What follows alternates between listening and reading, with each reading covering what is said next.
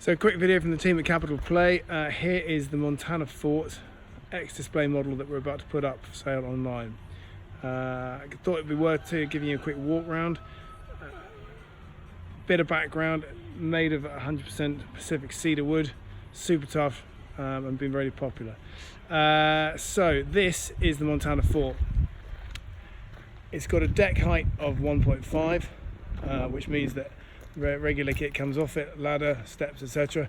Now on this one at the moment you can see the picnic table, you see the wood roof, you see the double swing beam and the single swing arm to the side.